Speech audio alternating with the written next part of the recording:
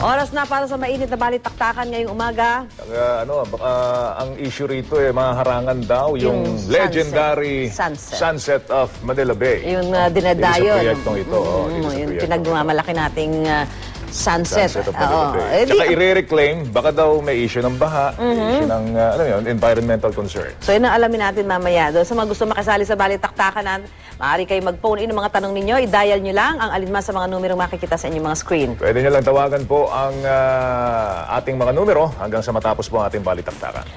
Tiniyak ng Manila Gold Coast Development Corporation na gagamit sila ng state-of-the-art green technology para sa Manila Bay Reclamation Project. Hindi raw dapat ikabahala ang magiging epekto ng proyekto sa kalikasan. Sa katunayan nga, makatutulong pangaraw po ito sa problema natin po sa baha. Paano kaya ito mangyayari? Para naman makipagbalitaktakan sa atin ngayong umaga ito, ating po mga kasama si Ginoong Edmund Lim. Siya po Vice Chairman ng Manila Gold Coast Development Corporation. Good morning, Ginoong Lim. Good morning po. Good morning, sir. Good morning po, Mr. Lim.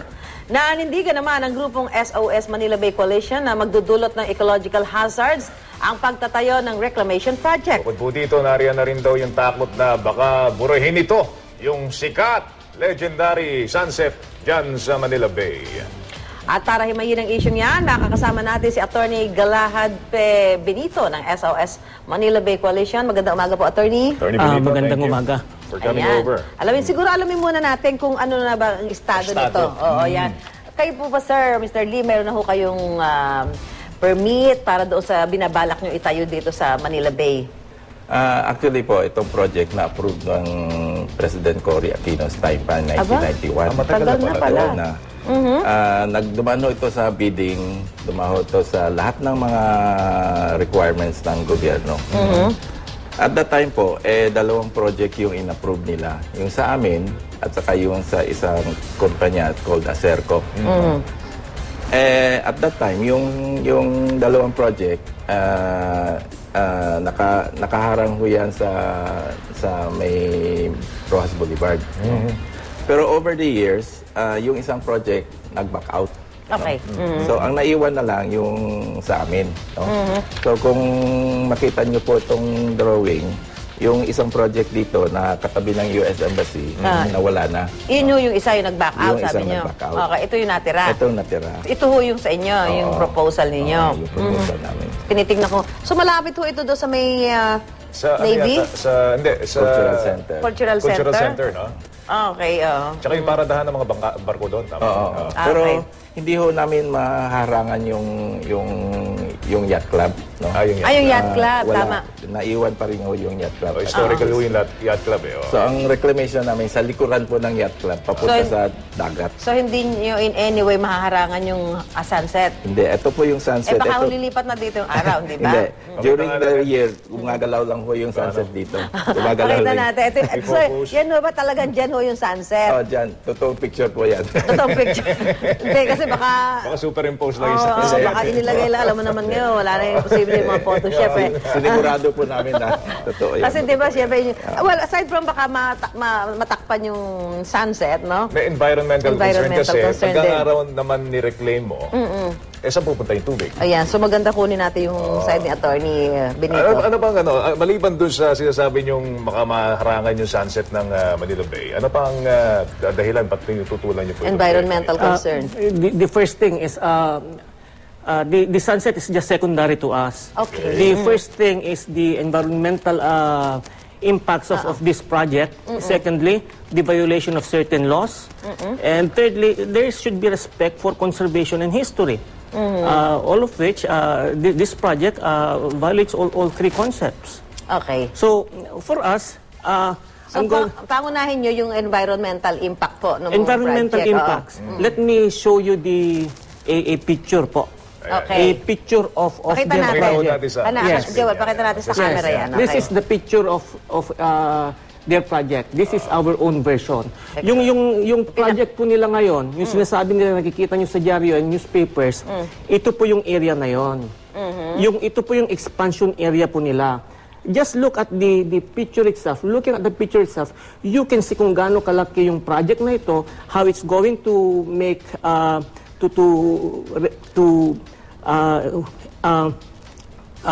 change hydrology of the area. The Malaki po landscape. yung kanya, yung impacts niyan. So, let's talk about the sunset. Okay. Okay? Sabi po nila, hindi matatakpan yung sunset. Of course, the sunset will always be there. Hindi ho na, yung sunset, hindi ho nila magagalaw yan. The problem is, pag tinayuan na po ng mga malalaking building yan, saan pa ba mapupunta yung sunset? If you're coming from Rojas Boulevard, makikita nyo pa ba yung sunset? Okay, So, Gaano ba kalaki, Mr. gaano Lim, kataas yan? yung i-reclaim ninyo? Hindi po, yung sunset po palagi makikita yan. No? In fact, Hindi, baka pag manggagaling ka dito, coming from south, no? Hindi mo gaano ba kataas tong mga building na yan? hindi pa ho namin na-determine kasi hindi kailangan iisundi ho po namin yung path ng eroplano. No? Oo nga pala, dinadaan din ng aeroplano yan. May height limit dyan. May height limit. Pero sa palagay ko, hindi na issue yung sunset dyan kasi hindi naman talaga matatakpan eh. Hindi. Kaya lang issue dito. Para pag galing ka dito, Joel, pag galing ka dito, kasi kung mataas to, hindi mo makikita yun. Pupunta ka sa Gold Coast. Lumampas ka. Meron tayong 4.2 kilometers so yung sunset view dito. Okay. So, malaki. Mas malaki kaysa yung 1.5 But kilometers. ang main contention ni Attorney Benito, Yes, sir. yung laki daw ng i-reclaim ninyo. Gaano ba kalaki yan? Gaano ba kalaki? 148 hectares po. Doble daw 148 ho yan. hectares. Parang doble. Dalawang Rizal Park, tama ho ba? Ganun ba yun? Ito po, para makita nyo. Ayan, Ito yung na-reclaim na today. No? Ito, from, except for this, no? Itong golf course dito. Pero ito po, reclaim. Dito po yung MOA, no? Mall of Asia. Itong cultural center. Ang sa atin po ganito lang. Baliktad pala ako. Ang sa atin ganito Ayan. lang ko, kaliit dito. Yan lang. Oo, yan. yan. Okay. Piraso lang. So ito ho mga reclaim din, ang sinasabi niyo. yung sinasabi nilang magbabaho po, yung last year yung nagkaroon ng monsoon rain, ang binahalang po rito, itong walang reclamation sa Rojas Boulevard. Ito ho mga may reclamation. Dito may reclamation, wala hong baha. Maliban doon sa isang hotel. Ayun. Dito yung hotel eh. Yun yung hotel eh. Pero, Ito yung how will that affect yung, alimbawa, issue about yung seawall, yung storm surge? Kasi kaya nagkabaha dyan dahil sa storm surges. Wala yung, namang... paano makatutulong yung proyekto ninyo na i-filter yung storm surges na Ma-prevent maaaring yung mangyari? mga Yung sa ating project, maglalagay tayo ng wave reflector. Kagaya yung nangyari itong sa mga bagong reclamation dito, may wave reflector. Kaya hindi binabaha kasi pagdating ng wave, bumabalik. No? Secondly, yung pag-reclaim natin, hindi naman tayo kumukuha ng lupa galing sa labas at tinatambak sa tubig. Saan yun kukunin yung lupa? Galing sa ilalim po ng dagat. Doon sa Manila doon nyo Bay rin mismo? kukuhanin. O sa Manila Bay mismo. Manila Bay mismo. Oo. Kaya kung isipin niyo po, yung isang basong tubig, lagyan niyo ng ice, tataas yung tubig. Pero kung kukuha kayo ng lupa galing sa ilalim ng dagat at itatambak Bababa yung nyo rito, tubig. bababa yung tubig. Okay. Oo nga naman. Siguro, Joel, kausapin muna natin ng legal officer ng City of Manila na si Attorney Renato de la Cruz. At siyempre, si Director Juan Miguel Cuna ng Environment Management Bureau ng DNR. Magandang umaga po, sirs. Good morning, sirs. Magandang umaga po sa inyo lahat. Si Atty. De la Cruz po ito at sa mga tigapakinig ninyo at sa ako'y bumabati po. Si Attorney Migs Cuna, si Ginoong Migs Cuna naman ng DNR. Hello, sir. Good morning. Magandang umaga po sa inyo, Susan and Joel, sa lahat po na tagapakinig po natin. Good morning po. I understand nasa proseso ng pagiging ng ACC. Boss Migs, yung grupo ho ng Manila Gold Coast, nasa estado na ho ba ito? Right now po, natapos na po ang initial public scoping nila. Ay sila po ang nagbigay ng konting impormasyon sa mga komunidad dyan. At tapos na rin po sa technical scoping. So that's defining yung parameters ng magiging proyekto. Pero sa ngayon po, sa kasalukuyan, wala pa po silang naisasubmit na environmental impact study actually na yun ang pag-aaralan po ng DENR. Para po mabigyan sila ng ECC eventually kung matapos po lahat ng requirement. Alright. So, ano yung chance na sila po ay It mabigyan would really depend on Manila Gold Coast dahil sa inyo yata hinihingi yung Hindi, yung Hindi pa po- hinihingi ng DENR, ano ito? Parang ano na lang ba ito? Mga pangkumpleto na lang? Or ito pag-aaralan niyo pa ho talaga? Ay, opo, mahabang proseso pa po dahil wala pa po silang naisasabit sa kasalukuyan. At saka gusto ko po bigyan ng diin na hindi lamang po ang Environmental Compliance Certificate ang kinakailangan nilang makuha. So, there's still many other things such as the area clearance coming from the DENR Central Office at galing sa iba't ibang mga ahensya pa po. Pero ang punot-dulo po nito, ang talagang masusunod po ang pamahalang lokal kung gusto po nila yung proyekto o hindi. Pag sinabi ho ng local government na ayaw, Gusto, yeah. outright na Opo. ayaw, okay. Baliwala po lahat ng ibang mga kukunin nila kung ayaw po ng pamahalang lokal. Ay, yun pala naman, Joel. So, kailangan lang pala dito, yes or no. Tanungin nga natin Tanungin yung natin. pamahalang lokal. No? Si Si attorney, andyan, no? si attorney? Attorney. Yeah, good morning po. Attorney, ano po Miss ang- Susan at Mr. Joel. Okay. Opo, ano po ang posisyon ng local government? I understand, mukhang meron yata naipasa ang konseho dito. Tama ho ba? Tama po, may pinasang konseho at ito po ay isang ordinansa na pinasanan noong 2011 at ang office naman po ng alkalde ay inaprubahan, pero ito po ay subject to all clearances and all permits, no? Para po hindi maging makasira sa ating environment, hindi makasagabal sa traffic, at hindi po katanggap-tanggap po sa lahat ng mga nandito sa lungsod ng Maynila. Kaya po yan po ang policy ni Mayor na basta po lahat ay Nasunod. naaya-ayon sa batas, kami po ay wala po kaming tutol. So in principle, attorney, pumapayag na kayo sa proyektong ito. Tama ho ba yon? Hello. In principle, pumapayag na kayo sa proyektong ito. Tama ho ba yun, Attorney De La Cruz? Attorney, pakinaan po natin yung... Alin pa, pakiulit ka po, medyo nawala yung signal.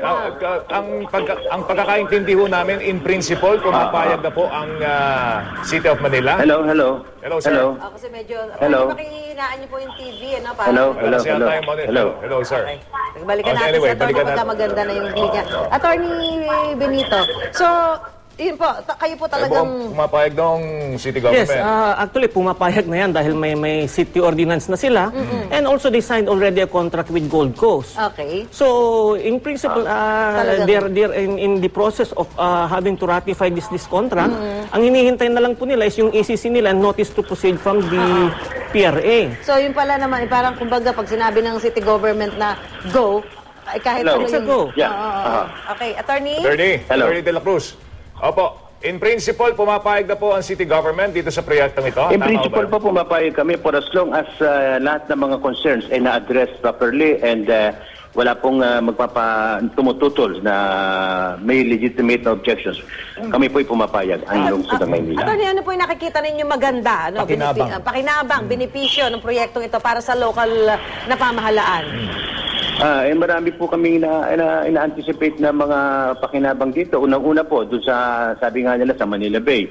Yung pong Manila Bay, yan po yung magiging breakwater po. At ito po yung magiging barrier para hindi po lahat ng basura nang gagaling sa south. No po, lalo na sa may bandang Cavite, lalo na pagka nagkakaroon ng bagyo, ay pumupunta po sa gitna nito sa may bandang Baywalk. At yan po ay tunil-tuniladang basura ang naiipon dyan. Dahil po pagka yan po ang pinaka-catch basin. Okay. Kaya po isa na po yun. Pangalawa, kung magkakaroon po tayo ng mga magagandang struktura at mga building dyan na malalaki at makapagbibigay ng hanap buhay sa mga tiga Maynila at makapagbibigay rin po ng mga revenue para sa atin sa lungsod ng Maynila, malaki pong tulong yan. Kaya po yan ang tinitignan din naming factor bago namin Magkanong revenue ang tinanggap makukolekta itong rito kung ordinansa sakasakali? na ipinasa ng konseho. Attorney De La Cruz, magkanong revenue makukolekta kung sakasakali? Attorney, hello. Alright, sige, balikan So, pagka ganito, attorney, hindi ba kayo parang nawawala na ng loob? ng Hindi ko kami nawawalan ng loob dyan. Malakas po yung kwan namin. In the first place, itong project po ito, masyado pong marami yung environmental impacts. Sabihin natin may benefits yan, pero yung environmental impacts po, it will flood most of Rojas Boulevard, it will flood most of Malate. Kasi po, magtatayo po sila ng pagkalaki-laking structures, sesementuhin po yung Manila Bay, mas mataas po yan kaysa sa Rojas Boulevard, kaya saan pupunta yung tubig?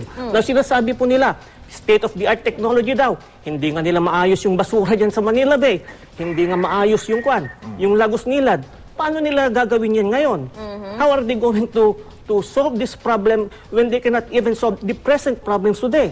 Alam niyo, nabasa ko rin si Palafox, si Architect Palafox, Architect yun, oo. urban planning expert, na sabi niya wala naman daw masama sa reclamation. At ang Singapore is reclaimed. Well, si Architect Palafox has come out with may statement po siya sa Philippine Daily Inquirer.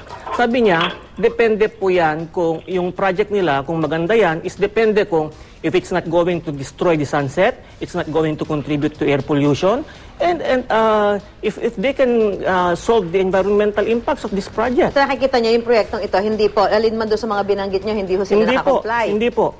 Okay, tingnan siguro si Atty. De La Cruz ulit. Atty. De La Nasa Cruz. linya natin. Attorney, magkano bang revenue ang inaasahan ninyong malilikom kung sakasakali matutuloy po itong proyektong ito? Ayun, naputol. Ano ba nangyari sa linya ni Atty. Kasi Ambong? kinocompute pa ni Baka na-reclaim na rin. Hindi, kinocompute pa ni attorney dahil siyempre sinatanong mo magkano yung magiging revenue. So, sir, kayo po talagang Mr. Lim, magkano ba ang inaasahang revenue sa sakasakali? Nung nag-hearing po kami sa City Council, ang projection po nila sa realty taxes pa lang mga 10 billion daw taon-taon. 10 billion 10 pesos. billion. Ba? Kaya 10 medyo billion? Malaki, 10 billion. Oh. And Alam kasi kong, sinasabi, employment, di ba? At saka ang alam kong, alam kong budget yata ng City Hall sa isang taon, 7 billion eh. O, edi So meron silang additional 10 billion ito kung sakasakali. per year, additional. per Are you annum. sure? Per annum. Per annum? Per annum. Per annum ba? Napalaki nung... nasa linya pa rin natin ng DENR, sir. Mr. Director ko na. Director? Director. Wala. Mukhang Wala na rin. nagko-compute din Na-reclaim. Nag-compute. Kasi yung mga... What is the original intention of the project? Ano ba ang gusto nyong palabasin dito sa proyektong ito?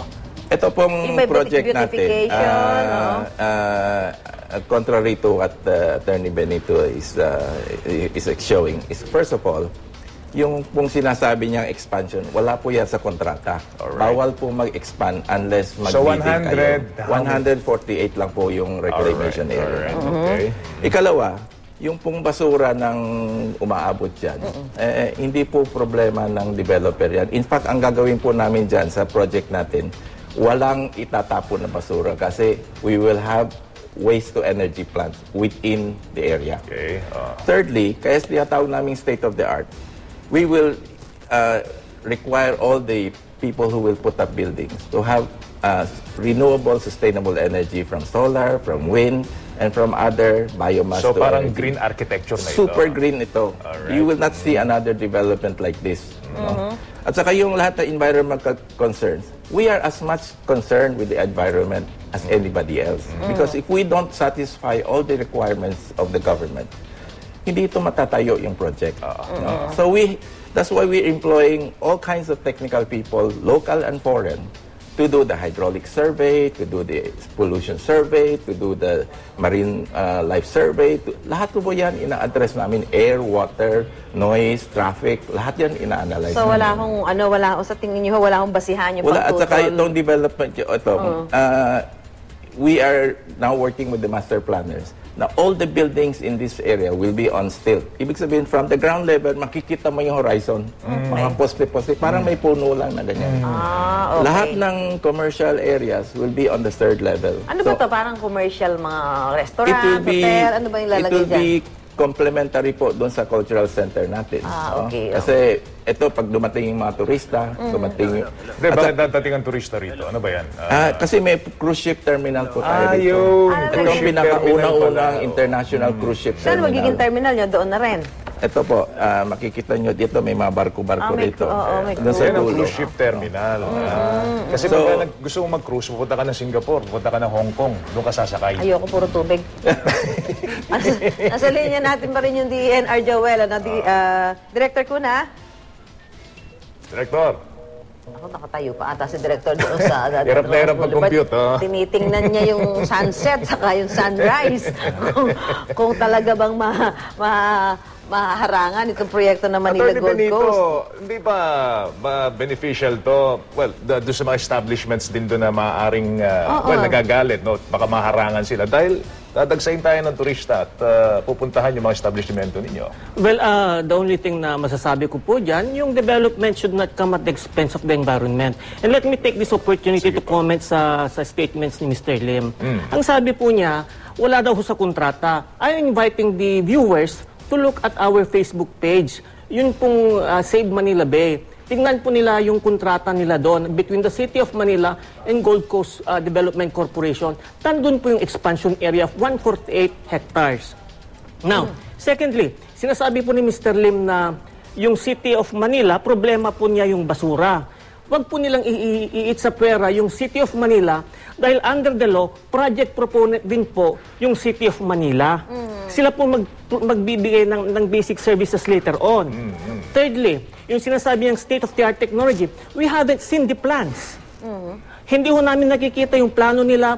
Wala pa po silang sinasubmit sa DNR. Yung mga hearing-hearing na yan, we were not part of those hearings. Paano kami makakapag-comment intelligently on this na sinasabi ng project when wala kaming nakikita mga plano? Are you transparent? Mr. Attorney, nandun po kayo doong nagpatawag ng meeting yung mga bishops, di ba? Okay. Na pinaliwanag namin yung project.